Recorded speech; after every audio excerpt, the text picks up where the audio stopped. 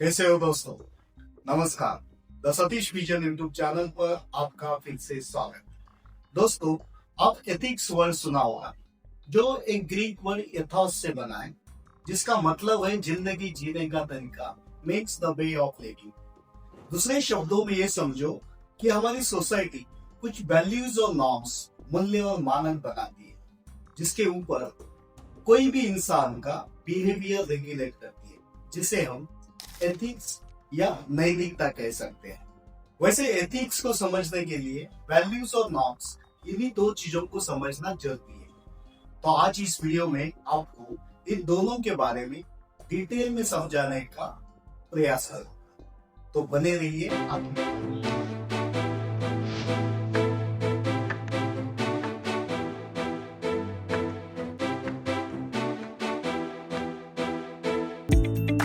Values मतलब मूल्य एक यूनिवर्सल रूल्स एंड रेगुलेशन है, जो सोसाइटी हम इंसान के लिए क्रिएट करती है। जैसे सच बोलना, अच्छाई करना, बड़ों का रिस्पेक्ट करने जैसी चीजें हमें सिखाती है। नॉर्म्स मतलब अपनी मान्यताओं को कैसे और किस तरह से एक्सप्रेस करना है। Means these are the ways to express our values. इसे हम एग्जाम्पल से समझते हैं। बड़ों की इज्जत करना ये वैल्यू है, और वो पाँव छू कर करना ये नॉर्म्स है।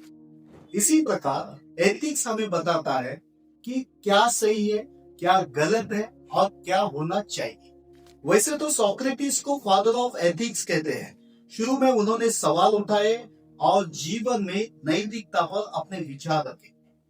जैसे महाभारत में विदुर नीति, जो इंसान को हर स्थिति में सही गलत का फर्क बताती रही है। आचार्य चाणक्य जी ने भी नैतिकता के तहत समाज चक्र को मोड़ दिया था। इसमें एक बात क्लियर होती है कि नैतिकता की अहमियत हर देश में होती है। अगर नागरिकों में नैतिकता है तो एक अच्छा समाज और महान देश का निर्माण होता है। समाज में नैतिकता की अहमियत नागरिकों की नैतिकता पर टिकी हुई होती है। उसी के कारण राष्ट्र का निर्माण होता है। कोई भी देश का एक राष्ट्रपिता होता है, फादर ऑफ नेशन होता है। जैसे चीन के राष्ट्रपिता सन यात सेन, यूएसए के जॉर्ज वॉशिंगटन, पाकिस्तान के मोहम्मद अली जिन्ना, रशिया के पीटर द ग्रेट, वैसे भारत के राष्ट्रपिता है महात्मा गांधी। गांधी जी की नैतिकता, जिसे गांधीवाद भी कहा जाता है, यह नैतिकता सत्य, अहिंसा और सर्वोदय, बोले तो सभी का कल्याण जैसे सिद्धांतों पर आधारित है। उन्होंने व्यक्तिगत, सामाजिक और राजनीतिक जीवन में नैतिकता के महत्व पर जोर दिया। गांधी जी के दर्शन भारतीय स्वतंत्रता आंदोलन को ही नहीं, बल्कि दुनिया भर में सामाजिक और राजनीतिक आंदोलन को भी प्रेरित किया। पंडित जवाहरलाल नेहरू जी महात्मा गांधी जी के स्ट्रॉन्ग फॉलोअर थे। उनकी नैतिकता में समानता, वैज्ञानिक दृष्टिकोण, न्याय, शांति, अहिंसा और लोकतंत्र जैसी मूल्य शामिल थे। उनका मानना था कि नैतिक मूल्यों के आधार पे ही एक मजबूत समाज की स्थापना कर सकते हैं। कोई माने या ना माने, संविधान लागू होने के बाद उसकी इनिशियल स्टेज मतलब प्रारंभिक चरण में हमारा लोकतंत्र मजबूत करने का दायित्व महात्मा गांधी के विचार, डॉक्टर बाबा साहेब अम्बेडकर की संवैधानिक सिद्धांत और पंडित जवाहरलाल नेहरू के कार्यकुशल नेतृत्व को जाता है। संवैधानिक नैतिकता इस शब्द का प्रयोग सर्वप्रथम ब्रिटिश हिस्टोरियन जॉर्ज डर्डे ने अपनी book the history of Greece में की थी। भारत में इस शब्द का प्रयोग सर्वप्रथम डॉक्टर बाबा साहेब अम्बेडकर ने 4 नवंबर 1948 में अपने प्रसिद्ध भाषण में किया था। डॉक्टर बाबा साहेब अम्बेडकर ने लिखे भारतीय संविधान में संवैधानिक नैतिकता इस शब्द का सीधे तौर पर उल्लेख नहीं है, लेकिन उसकी अवधारणा अपने संविधान के सिद्धांतों में निहित है। जैसे प्रियाम्बल में न्याय, स्वतंत्रता, समानता, बंधुता, धर्म निरपेक्षता जैसे आदर्शों की बात कही है। संविधान ने नागरिकों को मौलिक अधिकार यानी फंडामेंटल राइट्स दिए हैं और सरकार को मनमानी करने से रोका है।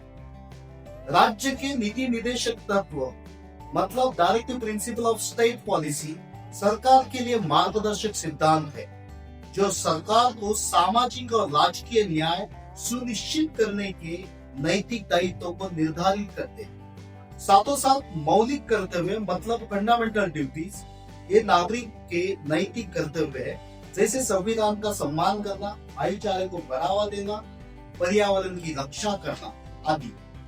सुप्रीम कोर्ट ने भी कई फैसलों में संवैधानिक नैतिकता के महत्व पर जोर दिया है और ये बताया है कि यह सामाजिक नैतिकता से ऊपर है। उन्होंने ये भी बताया है कि देश कानून के शासन पर चलेगा, ना कि किसी समूह की इच्छा पर। साबरीमाला मंदिर मामले में सुप्रीम कोर्ट ने महिलाओं को मंदिर में प्रवेश की अनुमति दी, यह मानते हुए कि धार्मिक परंपराएं संवैधानिक नैतिकता से ऊपर नहीं है। इन सारी बातों से एक ही निष्कर्ष निकलता है, इस देश में संविधान से बढ़कर कोई धर्म या धर्म ग्रंथ नहीं है। देश संविधान के सिद्धांतों पर ही चलेगा। लोकतंत्र के 4 स्तंभ हैं, जैसे विधायिका, कार्यपालिका, न्यायपालिका, media means executive, legislature, judiciary and media. ये सब मिलकर सरकार के कामकाजों को सुनिश्चित करते हैं और लोकतंत्र को मजबूत करते हैं। जब किसान, मजदूर, महिला अपनी मांग को लेकर सड़क पर उतरते हैं, तो सरकार उनकी मांगों को समझकर उनका हक देना चाहिए। जब कोई राज्य जल रहा हो, तो सरकार उस आग को बुझाना चाहिए। इलेक्शन जैसी प्रक्रिया भी फेयर होनी चाहिए। आज कई लोग मनी और मसल पावर के तहत राजनीति करते हैं। इनडायरेक्टली ये लोग संवैधानिक सिद्धांतों की धज्जियां उड़ा रहे। इससे अपने लोकतंत्र और संविधान को धोखा है, ये समझना चाहिए।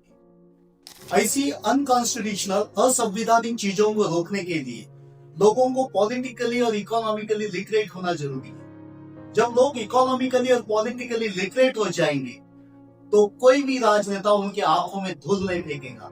इससे हमारा लोकतंत्र मजबूत होगा और संविधान की रक्षा होगी। जय हिंद।